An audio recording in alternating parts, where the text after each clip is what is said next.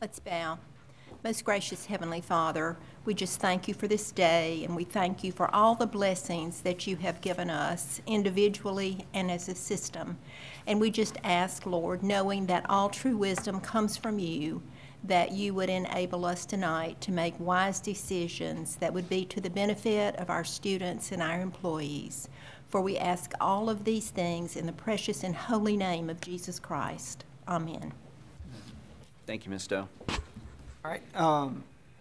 I'd like to make an addition to the agenda for item C, informational items, a discussion of the supervisor of student services as an informational item.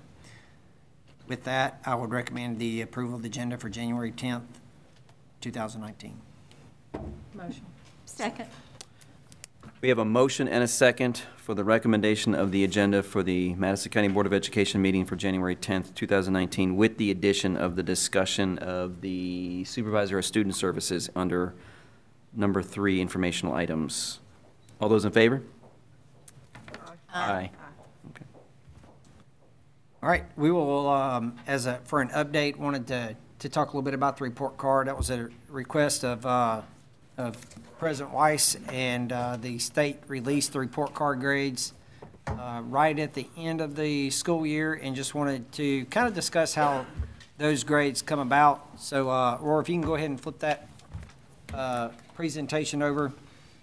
They call this the 2018 report card, but it actually uses some data from the 2016-17 school year in that. So it's kind of an but it's released in 2018, so it's the 2018 report card. Or my clicker doesn't stretch that far, so you're going to have to click for me. Or maybe I don't have it turned on here. I don't. Hang on. What's that part about the technology that we rate him on? I know it. I think the battery's dead here, so yeah, Make you're going to have to. That's right. Note. Take notes. Slide. Thank you. Next. So, our 2017 was a prototype with that on how they kind of determine different metrics with that. But in 2017, the system earned an 85. And if you took the average of all 27 schools, it averaged to an 83.2. For the 2018 report card, the system grade is in the light blue. It went up 1 point, and the school average went up 5.4 points to an 88.6.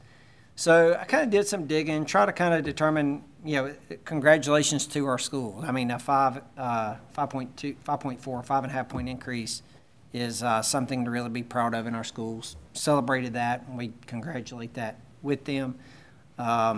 With that, the district increased there too. So I wanted to kind of do some breaking down of the system grade with that. The State Department was really good as far as communicating with me, and actually talked to him again today on some of the different parts also too. Dr. Daniel Boyd is kind of the architect of blending this together. So slide, Aurora. There's two different calculations, and one calculation is if a school has a grade 12, the other calculation is if they don't have a grade 12. So on the left, if you have, and Mr. Solly presented this, a while back, schools without a grade 12 is, they have 4 components. The blue is academic achievement, the academic growth, and chronic absenteeism, and ELL proficiency. That's our ELL progress. That's our English language learners. Now, that counts 5%. If a school does not have 20 students that go as an ELL, they do not, that 5%, that green wedge converts over to a red wedge. It goes as academic growth. None of our schools with or without a 12th grade had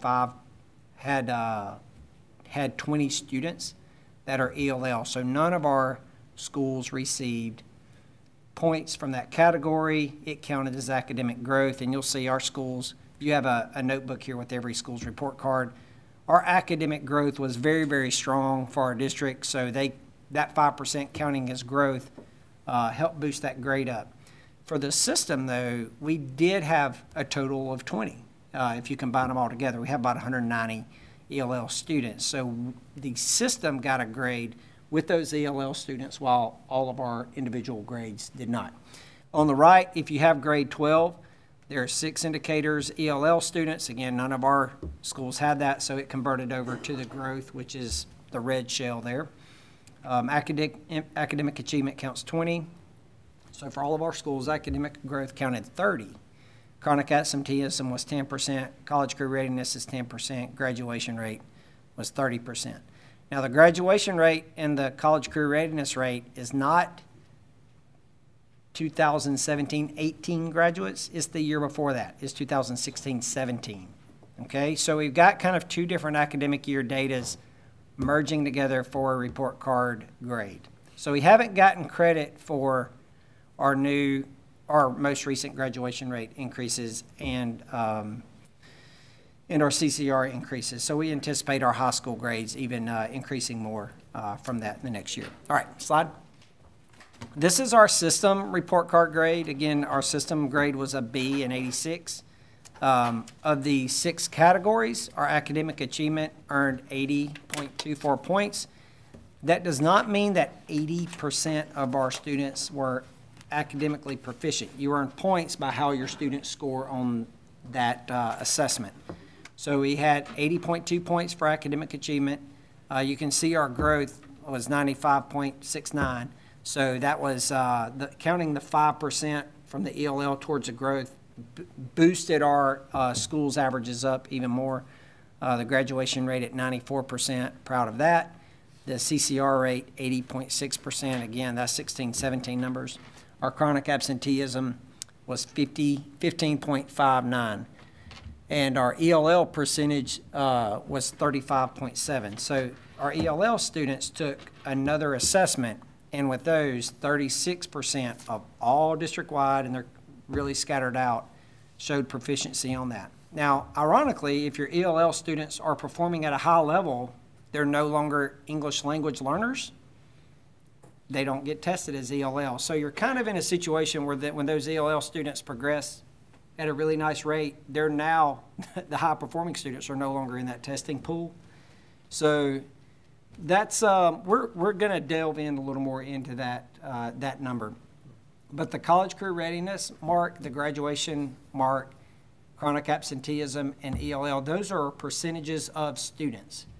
But the other categories of academic achievement and academic growth, those aren't percentages. Those are points earned based off student results on a test. So, okay, you say that test. We're talking about different tests, the Scantron for the younger grades, and then the ACT that's given in the 11th grade for high schools. And that's the only test that the high schools are, it's reflecting, right? The for grades 3-8, it was Scantron on that. For the 11th grade ACT, for the academic achievement was from there, but the growth came from the growth based off of their 10th grade pre-ACT test. Okay. So the pre-ACT kind of matters as a benchmark to count for growth for the 11th graders. Okay.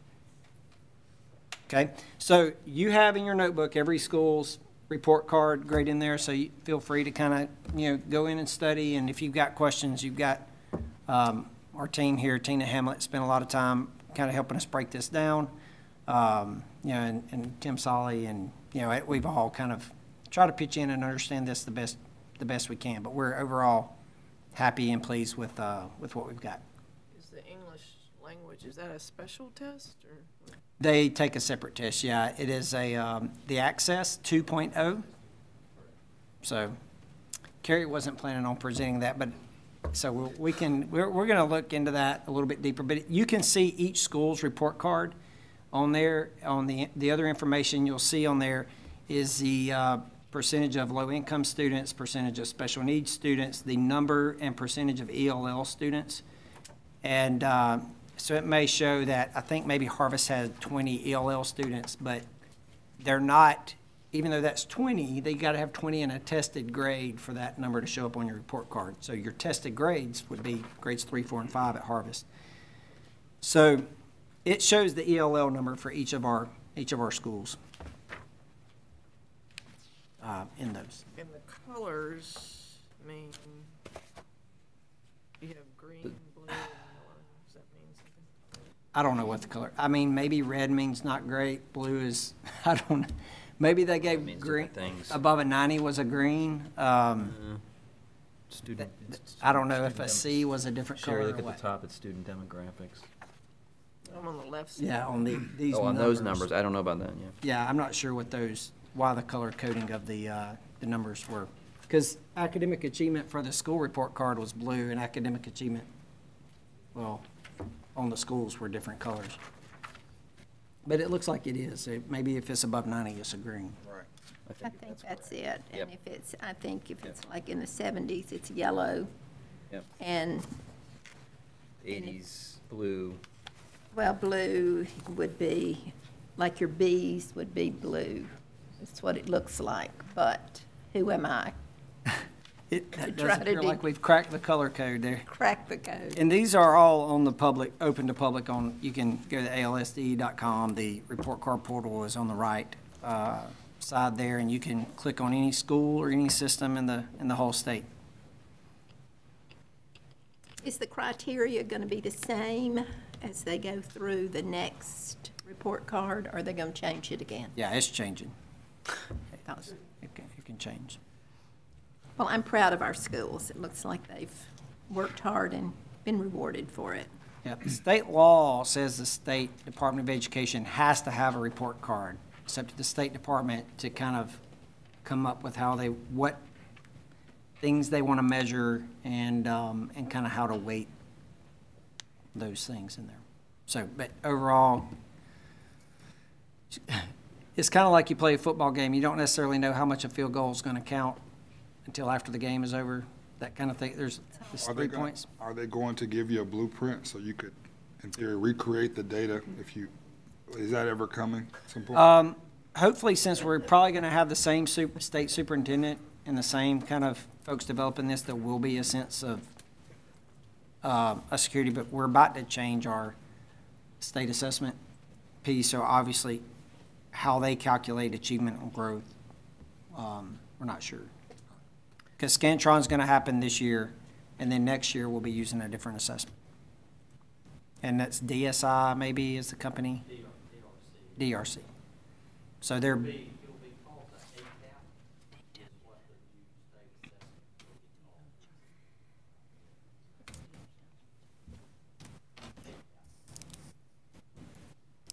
And the absenteeism is last year's, is that right? that is last school year's, yes, so that's not 16-17, that's 17-18 chronic absenteeism, and that's students that miss more than 15 days. So if, as the system, we had, 15.59, that means 15.59 were absent, so we earned, if you take 100 minus 15.59, which is 84.41, we got 84.41 times 10%, so we got 8.4 points towards a 100-point grade. So like the ELL number, if we didn't have 20 students, if we didn't have 20 ELL students in our district, our grade would have been at 89.4 for the district. So that 1% of the population, it affected us. So there are some systems that don't have 20 students, ELL students in there. So that's going to be something we're going to look a bit deeper into. What was our chronic absenteeism rate for this semester, for this past semester? We got presented that for high schools because of the exam exemptions. We compared the chronic absenteeism from last year, this year, but I don't think we did it for our elementary and middles. What was it for the high schools? Do you have that, Tim, by chance? If you don't have it, that's fine. I'm just curious. I think, was it in last? I have it by school, I don't have it for the district. Yeah, go over a couple of those if you don't mind, Tim, if you got it in front of you. So, the Buckhorn High School, this was after 80 days of school, students with 15 plus absences. It went from 70 to 29, which was a 60% decrease. New Hope, 22, 17, 23% decrease. Spartan High School had a 7% decrease. So, overall, our attendance is not just in our high schools. We've looked at our elementary schools based on average daily attendance and where typically they're looking at being at 95% right now. Several of those schools are 97, 98% average daily attendance. So our attendance is definitely improved. I suspect we will see improvement on the chronic absenteeism. So sorting out what data comes from which academic year and how it's weighted and all that is, that. It's confusing. You think you're looking at a specific year, but you're really looking at a scan of 2 years. 2 years, not just Yeah. the past year. Yeah, so that's the kind of thing of how much weight do you put on the report card? I mean, it means something, but honestly, as a system, we don't, it's something for schools to celebrate and that kind of thing. And it is data, it's just weighting it over what it all means, that kind of thing, so there you go. Well, thank you, Matt. All right. Any other questions? Thanks for the book. There you go. All right, well, there will be some nighttime reading for you, Ms. Stowe. Wow. Okay, I recommend approval of the following personnel. I do have an addendum that I'll recommend separate, but I'll recommend the personnel items as attached. Motion. Second. I have a motion and a second for a recommendation of approval of personnel items as attached. All those in favor? Or any discussion? No, bad. We're doing everything or just part of it? The, We're not doing the addendum yet. on the addendums, I'm gonna break those out separately. Just what you should see in the scrolling agenda is all we're doing right now. Any discussion? All those in favor? Aye. Aye. Aye. Okay, to the addendum now, we have 7 pages of these, of the addendum, right, Ken? Where's Ken at? There you are. I want to recommend on page 1 each of these separately, and then I'll recommend the rest of them as one. So on page 1, item 1, I'd like to recommend Karen Martes to be the supervisor of instruction. Motion. Second. We have a motion and a second for the recommendation of Karen Martes to be supervisor of instruction. Any discussion? All those in favor say aye. Aye. Aye. All right, so congratulations to Ms. Martes. Ms. Martes was the principal at Endeavor Elementary, and so she's done great work there, and so she'll be, that kind of bittersweet moment there. They'll miss her, but we'll look forward to adding her to our system level team. All right, as number 2, I'd like to recommend Michelle Stovall for principal of Riverton Intermediate School. Motion. Second. We have a motion and a second for the recommendation of Michelle Stovall to be the principal at Riverton Intermediate School. Any discussion? If there's no discussion, all those in favor say aye. Aye. Aye. Aye.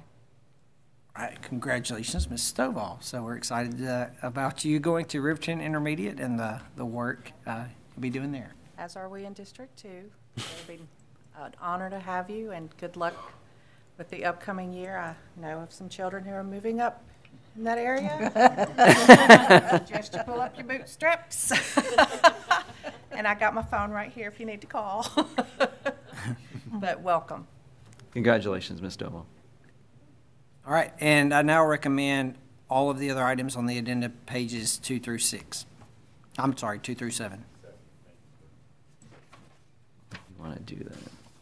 Motion. Second.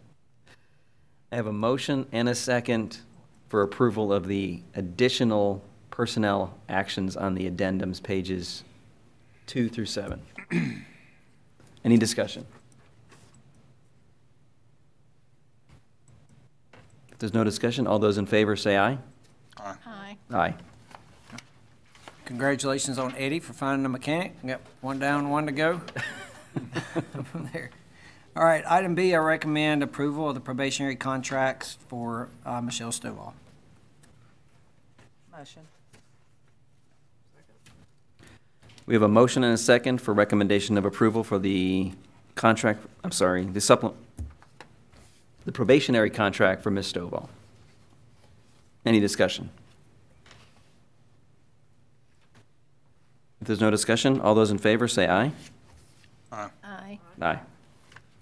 Can I say real quick, thank you to our community member for those that involved themselves in the interviewing process, and those who are here this evening, and to, I don't know if you're here for support, but I hope so. But thank you for those of you who came to support us moving forward. Thank you. All right, I think I'm on C, is that right? You are now, All right. according to my agenda. Let's just- I recommend approval for the supplements as submitted. Motion. Second. We have a motion and a second for recommendation for approval of supplements as submitted. Any discussion? If there's no discussion, all those in favor say aye. Aye. Aye. Aye. All right, I recommend approval for contracts for services as attached. No, but I'll make it. Motion. Second. We have a motion and a second for the recommendation for approval of contracts as attached. Any discussion?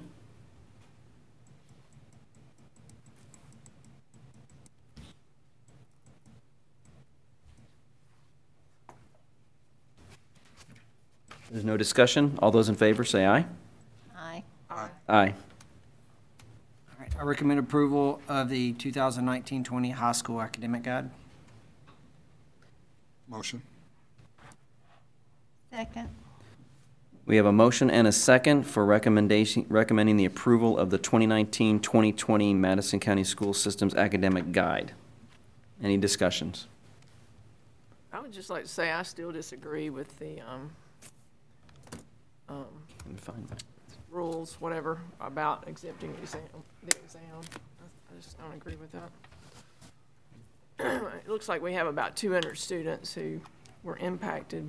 I mean, that's how many chronically absent students we may be improved upon. And 200 out of all the high school students, that just seems like we're cheating our students of the experience of getting ready for exams and being prepared for college. I thought we were going to review that policy at the end of the year. That was my understanding. When we approved it in the spring for this past fall semester, it was my understanding that we were going to revisit that policy and have another discussion on that. Am I wrong? You're about to. I know that. That's why I was asking. We did discuss reevaluating it at the end of the school year. So could we approve this guide and not approve that policy and then reapprove that policy at the end of the year, which I think is what? Two other, I think there are minor changes to the document I discussed with you at the last Mm-hmm. meeting. On page 10, under the early release guidelines, if you recall, we discussed doing community service as an allowable reason to take part in that early release program. I received some guidance from the State Department that makes me think we don't need to do that, basically. So I'm striking that from the document. And then on page 12, let's see. Transfer grades? The transfer grades, I've stricken that, just take that off. We're not at a point yet where I feel comfortable with that. We're all on the same page with that, so, just taking that out, so. What was that? I forgot what that was. That was, so where we have students transferring into our district, Oh. how we kind of take their incoming grades, put them into our grading scale. Was trying to come up with a way to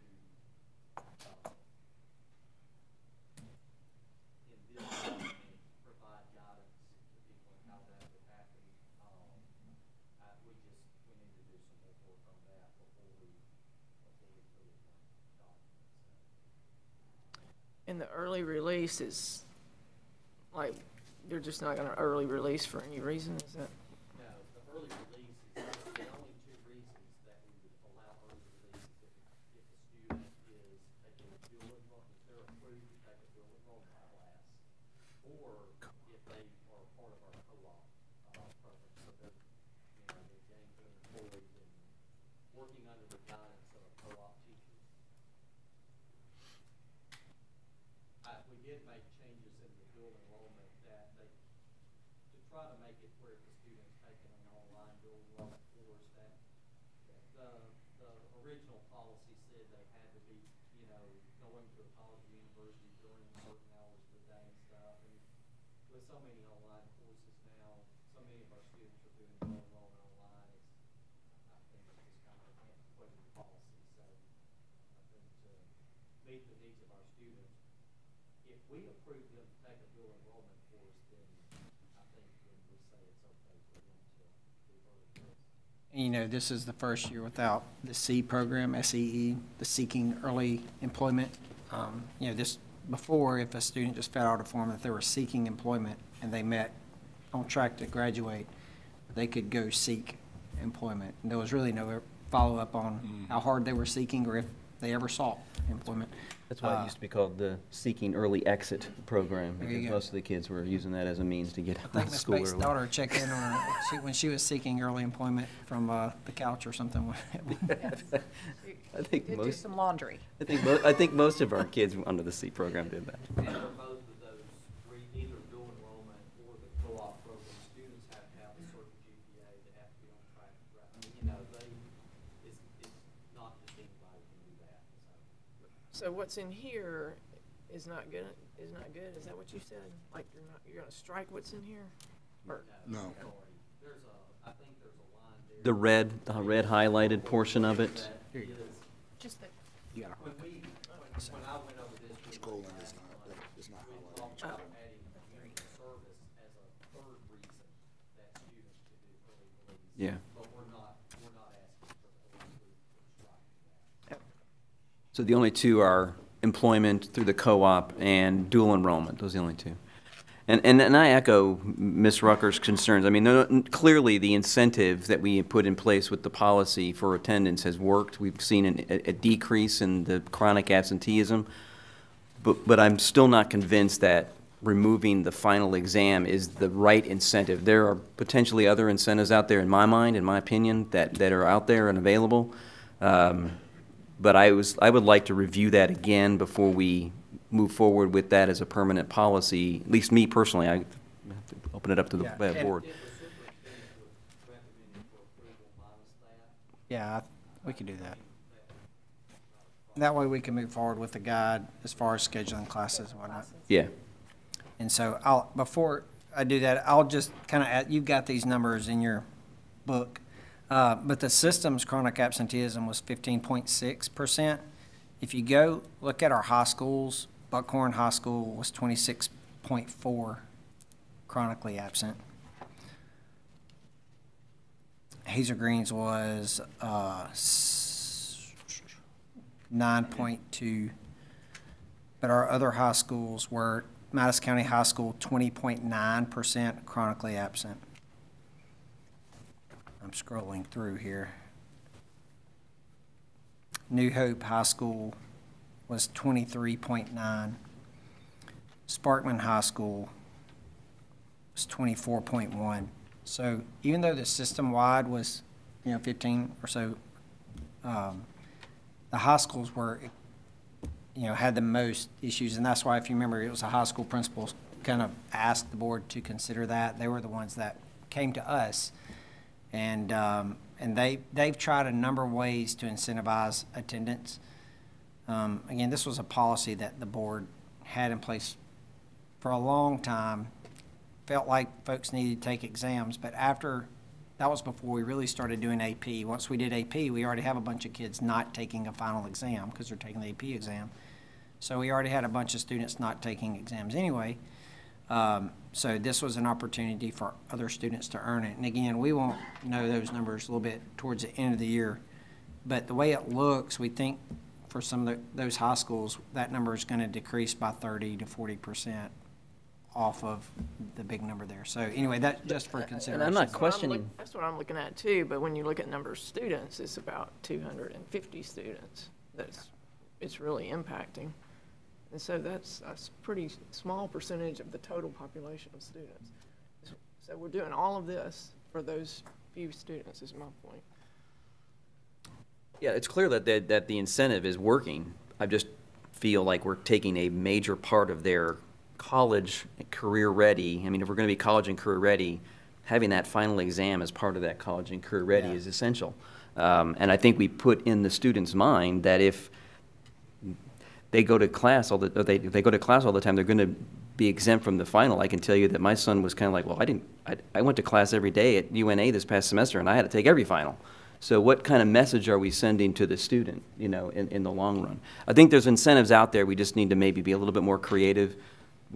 So this was a good start. Let's see how it works for the rest of the school year, and then look at what we could possibly do to change that incentive if it's out there. Well, and I think the reason that made this a high stakes data point is it counts 10% of the report card grade, and we've seen what a 5% for ELL can do for a system-wide report card grade. So when, you know, folks are in the scoreboard business, and part of that is this being defined by a number. I mean, we had Buckhorn Middle School that had a 79 last year, and and they weren't, to kind of show the variability of this, Buckhorn Middle now went to an 87 or an 88. An 88. So they weren't a 79. They weren't a C school, but they were labeled a C school last year, in part because of that number. Now, again, that doesn't, the exam exemption, middle schools don't take exams, but we're considering it now, and for a high school, if that makes a difference between a B and a C or an A and a B, there's nothing that says that teachers can't give a cumulative test that counts 100 points or give an exam review, but right now our exams count 20% of the overall grade. And for a 9th grader, a 10th grader, and college's exams are spread out over 5 days. We do it on 2. And that's a lot of pressure on those things. And I took college exams, and some of them were jokes and some of them were serious, but it's up to the college teachers on how much they count. I had a college professor that counted at 50% of the overall grade, and some counted at 10%, some only counted it if it helped your grade, that kind of thing. So just, it's, and I'm okay with pulling it and reconsidering it. You know, obviously the big thing with that is, hey, if somebody's sick, they're going to, you know, what are they going to do? Are they going to go to school and make others sick? That kind of thing. But it's something that we warrants further looking and further discussion. So we'll do that. But it was chronic absenteeism is a very serious issue, especially in our high schools, and so that's why they just kind of in retrospect compared to others that they wanted to come for help there. All right, so I will remove the academic guide. Let's just pull that piece with exam exemptions, go back and revisit later, but I'd like to recommend approval for the rest of the academic guide. So do we need to pull the recommendation in the motion? He can amend his recommendation, and then I would do another motion. So Okay. All right, so I recommend the approval of the high school academic guide minus the exam exemption language. Motion. Second. Okay, so now we're recommending approval of the 2019-2020 Madison County School Academic Guide minus the exam exemption portion. Any further discussion? All those in favor say aye. Aye. Aye. Okay. All right, so informational items. We'll start with a discussion of the website. We've got Alita Stender, Mark Wilson, and Ms. Lindsay Fishback are going to kind of discuss where we are. Our contract is up under our current website. We're under a 3-year agreement, and good luck with that.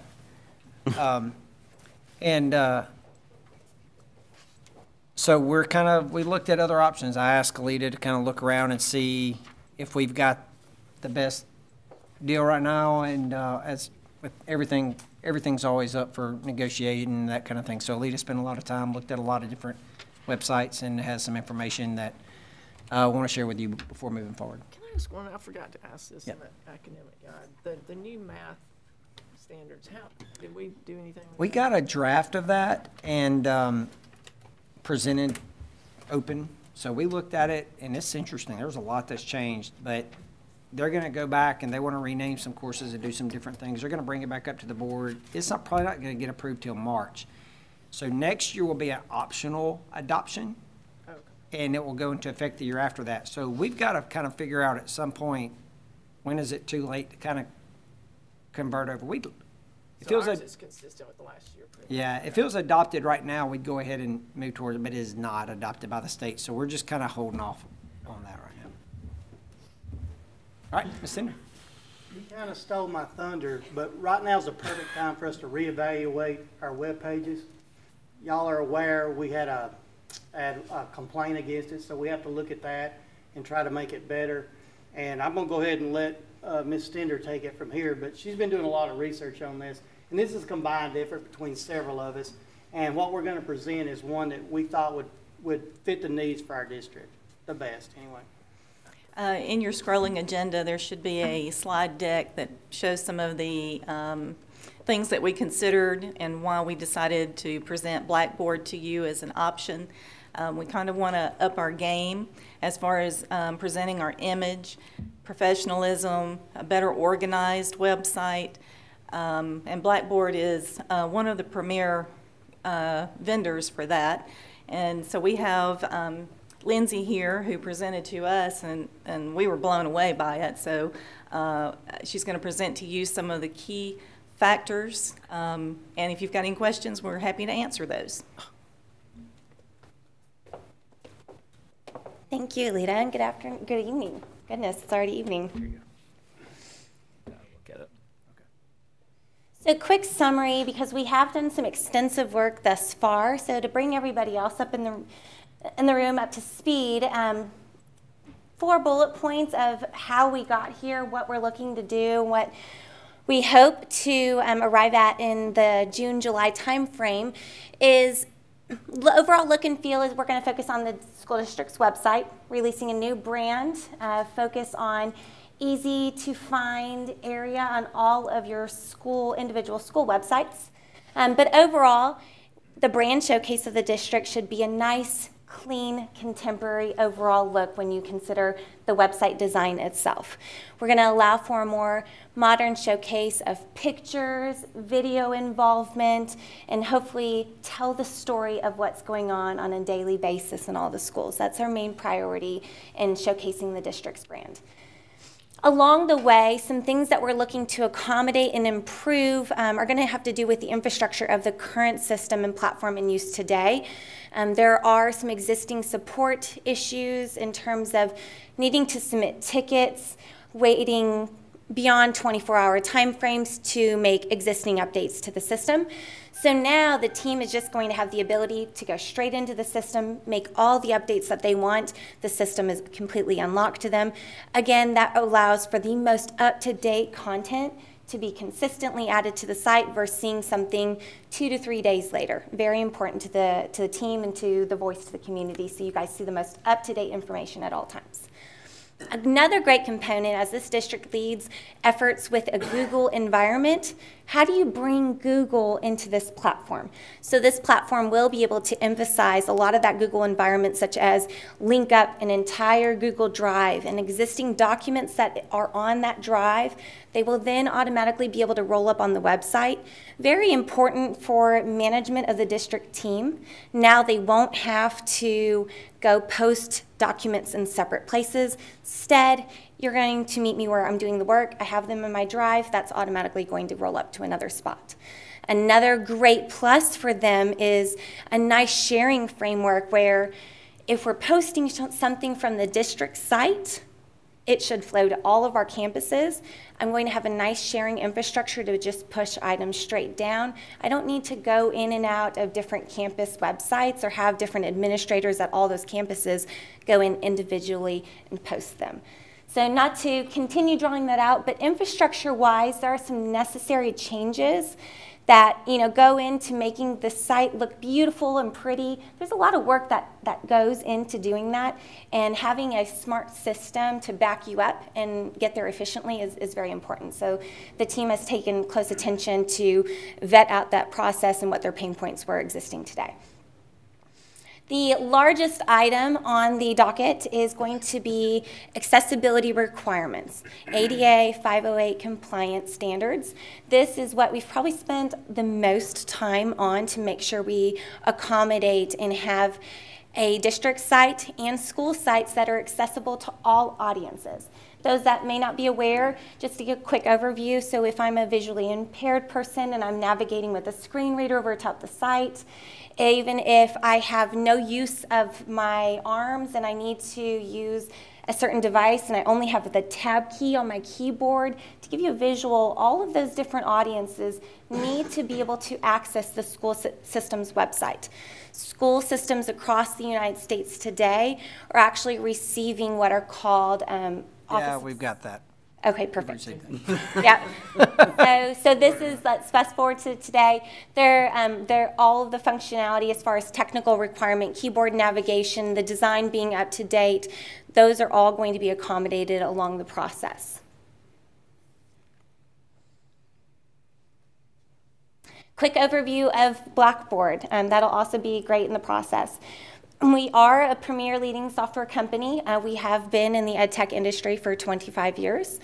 So our easiest way to break us out is we work within community engagement, safety and security, and personalized learning.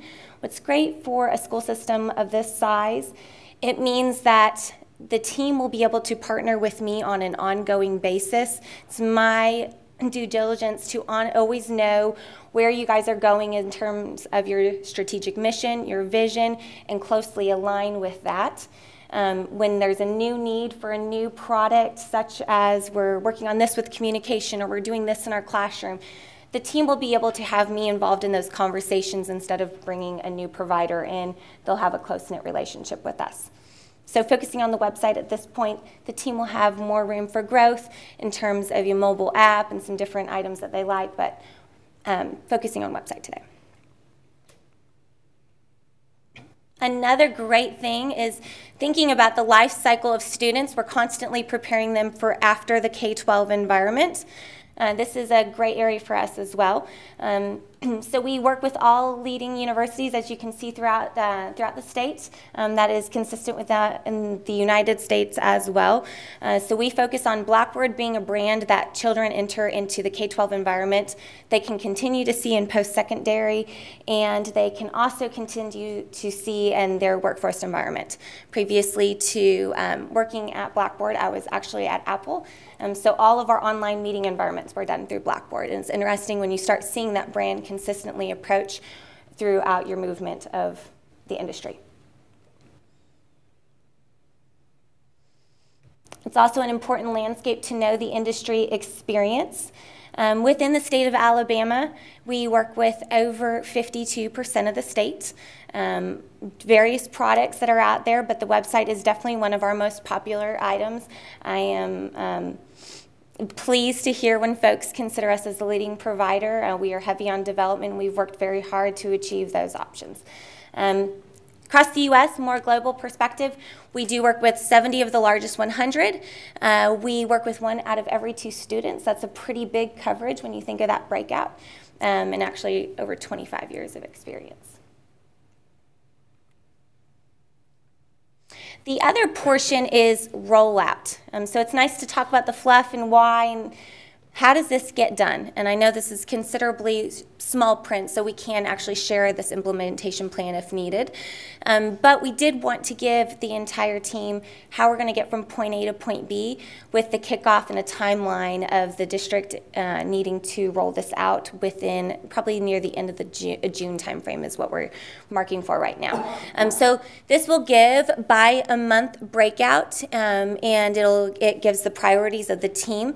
The team itself will have myself, a project manager, and a consultant involved in the project, along with various trainers and things. But this will give us an idea of what we'd consider in our weeks 1 through 3, essentially weeks 1 through 3, we'd be kicking off the project, getting through basic trainings and getting a design applied to the website. And then from there, we're going to be moving out and focusing on the content that rolls up to the site, getting all of the existing content from the current website over into the new site, which is quite the process. That'll take the bulk of the project. So this continues to move forward and give various details there. At the very end, past the migration, we leave some buffer time in the mix, and that's just to do fine-tuning, consider other rollout strategies if campuses do need to be trained, who's affected, and then branding out to the community. And the community itself, you guys actually will not see this as it's going through the implementation process. It'll be in a private domain that only the district has access to. And then they'll unveil a beautiful new project.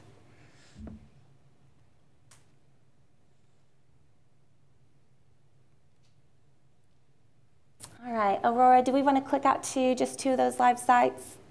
For sake of timing, we just pulled 2 live websites so you guys get an idea of what we're looking towards. So Tuscaloosa City was one, just clean, modern design. You can quickly find everything that you need, hopefully right up top without even the need of the scroll. That's oftentimes a big deal from a parent perspective is I don't want to look around on the site, I want to see up top. But from a district perspective, we also want to tell the story, the brand, and what's going on at all the campuses. Aurora, do you want to show that other one as well?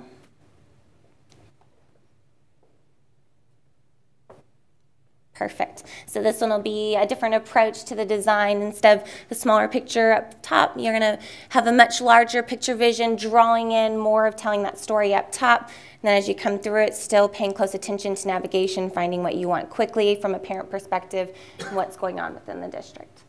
So this will just be one other sample that we pulled. I believe you guys also have probably more of a longer list that was provided to you, and we can pull others up tonight. I just wanted to be very respectful of time.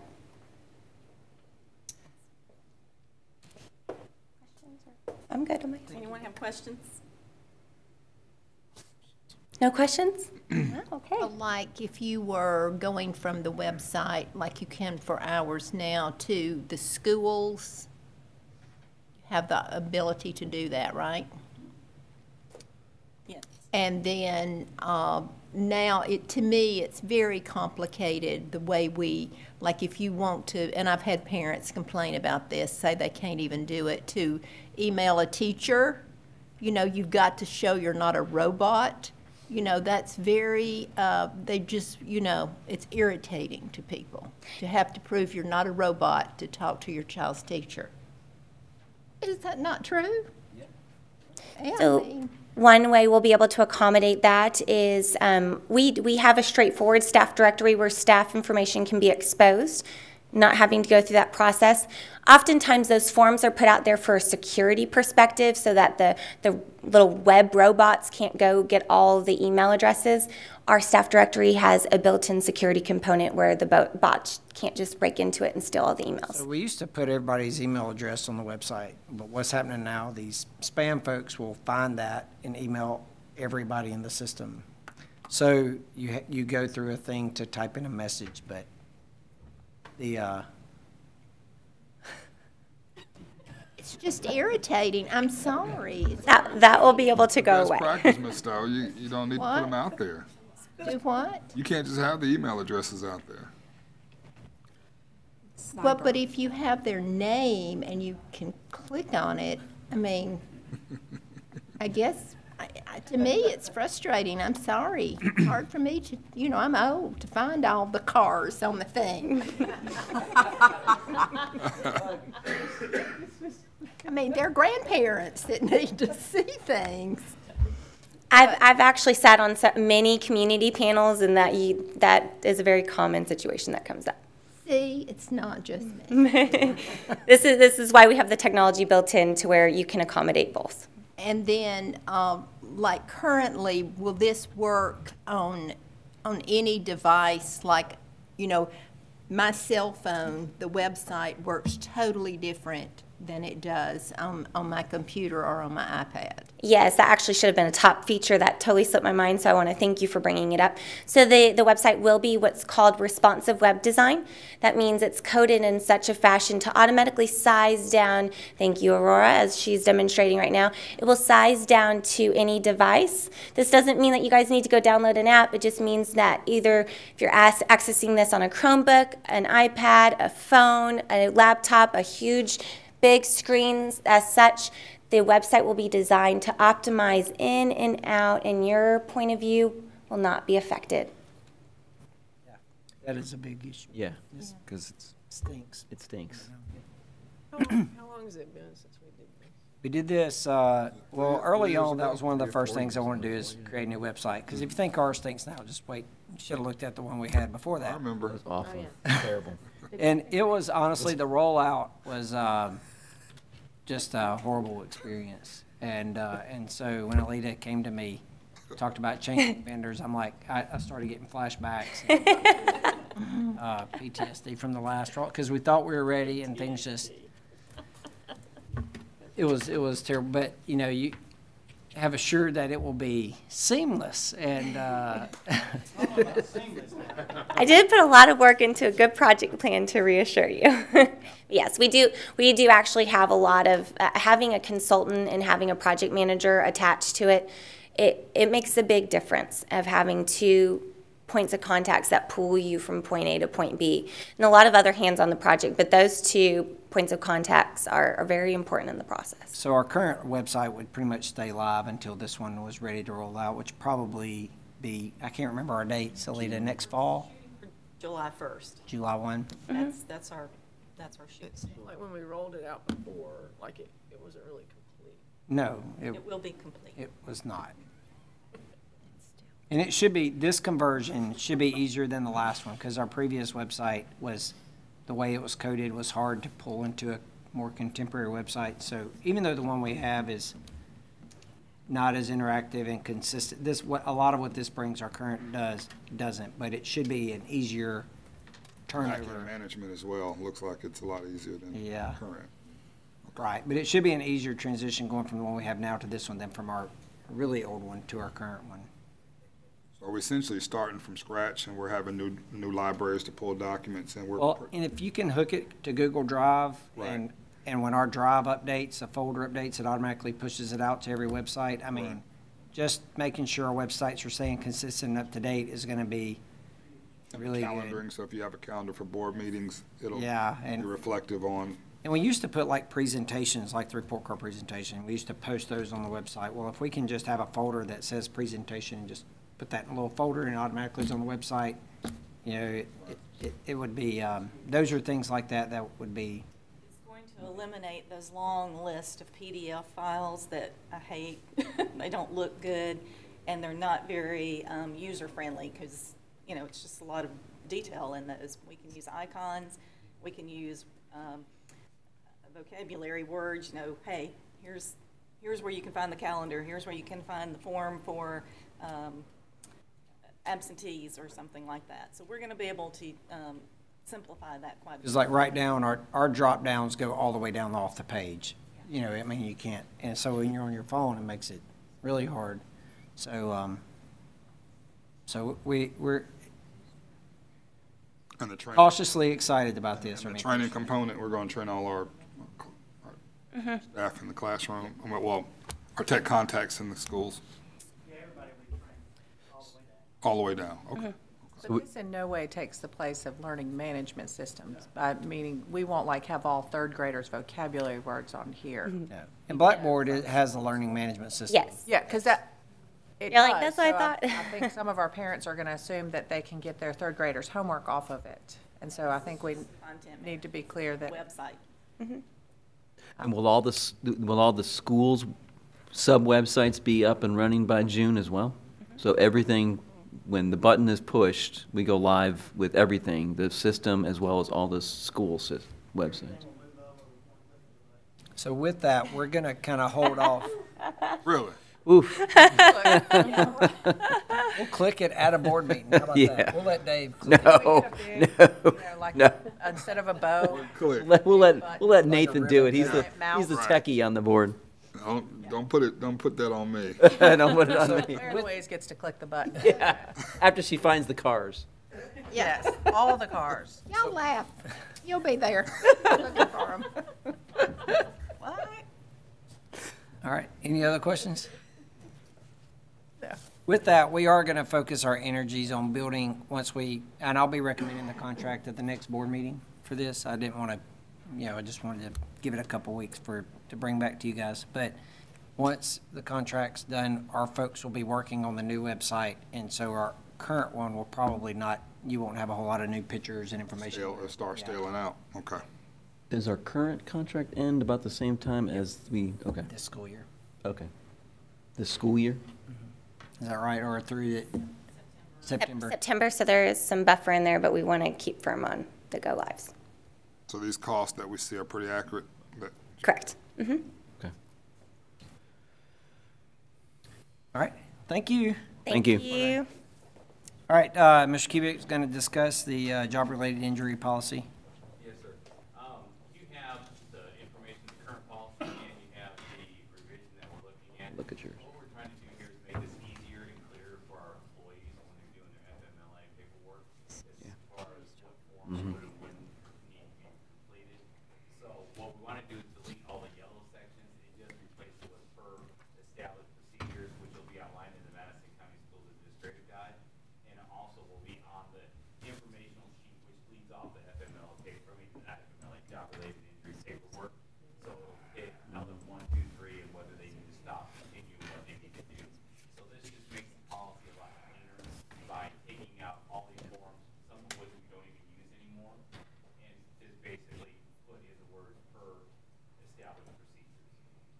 So we just want to make you aware that we're looking at doing this, and in the future, we'll bring the policy to you for approval. Ken, would this still require the board to approve any job-related injury leave? At this time, yes, that was one of the things we wanted to look at as far as setting maybe some mandates as far as if it was greater than 3 days or 2 days, the board would have to approve it. If it was a half day or less, it'd be principal approved. We want to look at some of those options. And that would be the administrative guide. And that'd be the administrative guide, but, there's a lot of times that we bring job-related injuries to you, and they've already occurred, and it's more of a formality than anything else, it's already happened. So we do want to look at that as far as a guideline, as far as how many days it would come to the board, how many would go to the superintendent, how many the principal would approve. But at this point, this is just to kind of take all the forms out of policy and put per established procedure policy to make it a lot clearer. And we can bring, at the time when we come for the policy change, we can bring a recommendation as tentative timelines as far as how many days there would be off before we need to approve it as a program, the superintendent or the principal. Any questions? Any questions? Thank you, Ken. All right, is item C, we have a discussion of the student services position. Currently, it is a coordinator student service, and it is open, as Ms. Stovall is transferred to principal. Currently on our administrative salary schedule, we only have one person in a coordinator position. We now have none.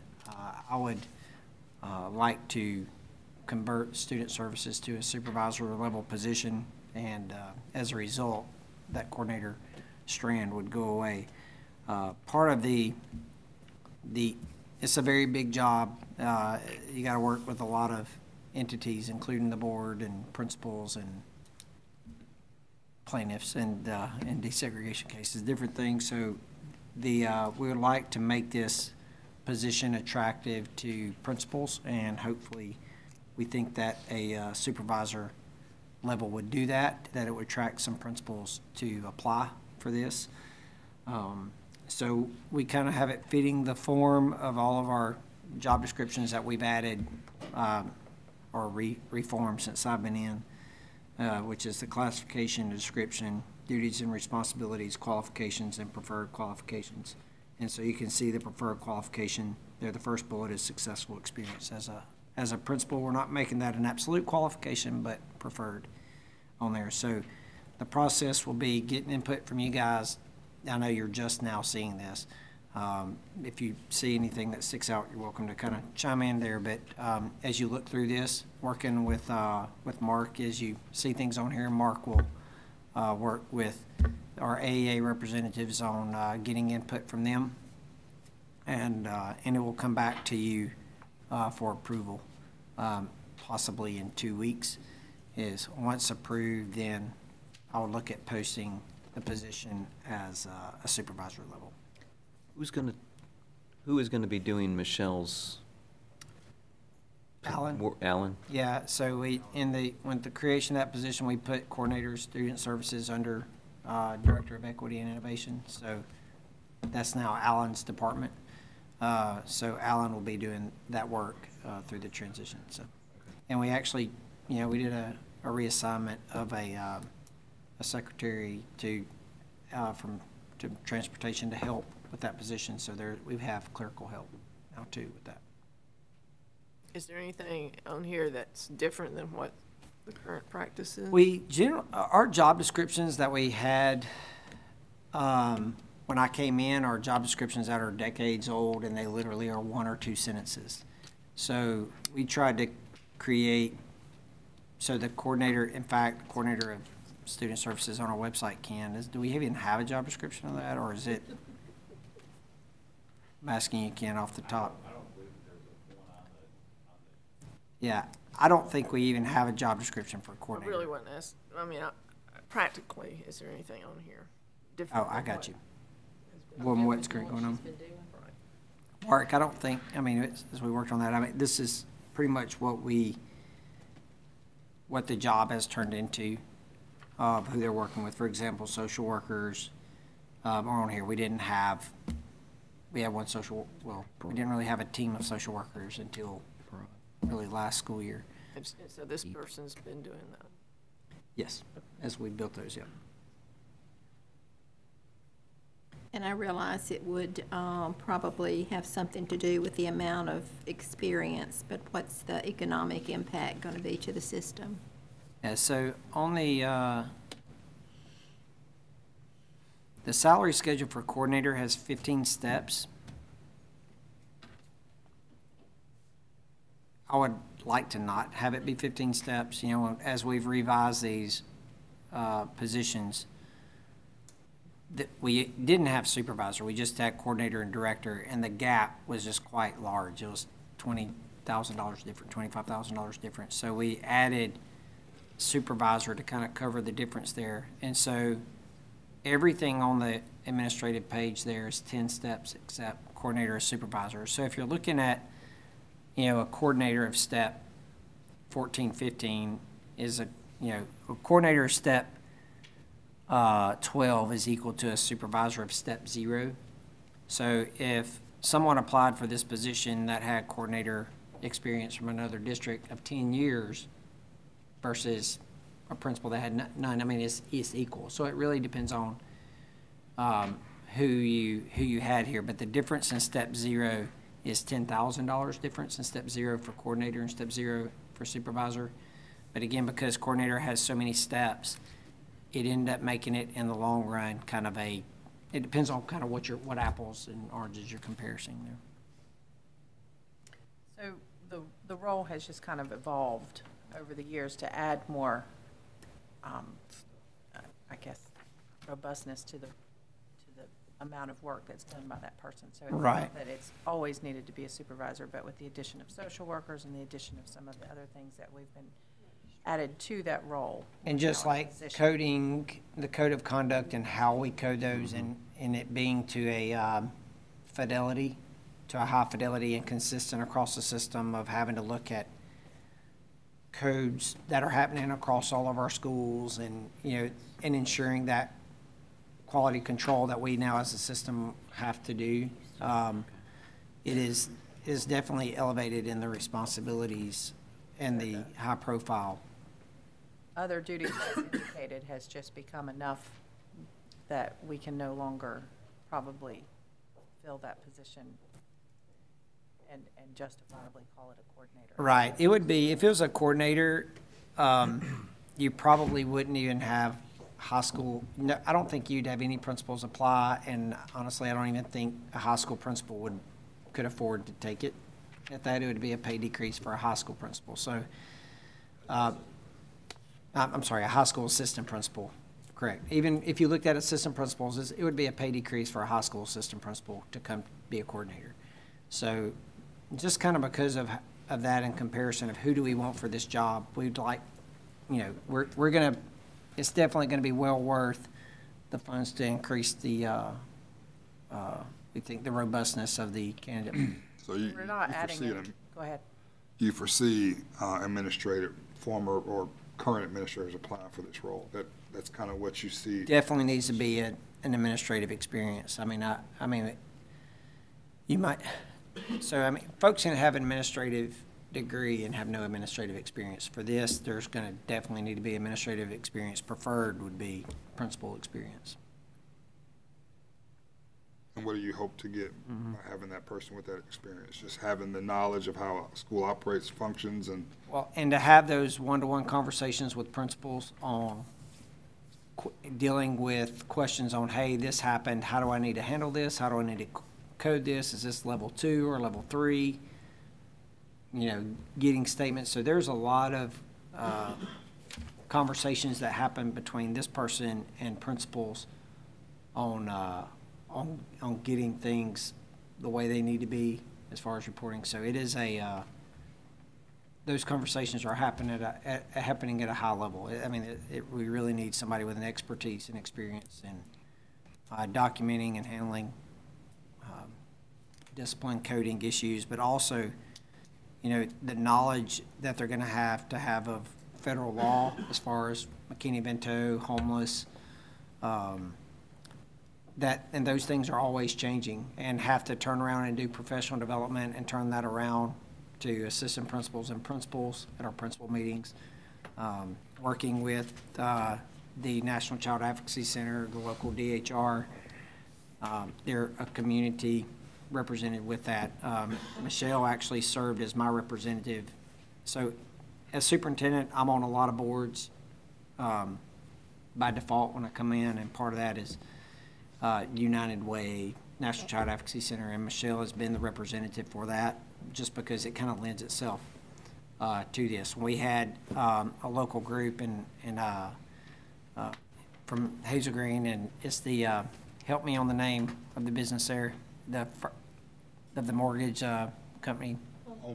Hometown Lenders.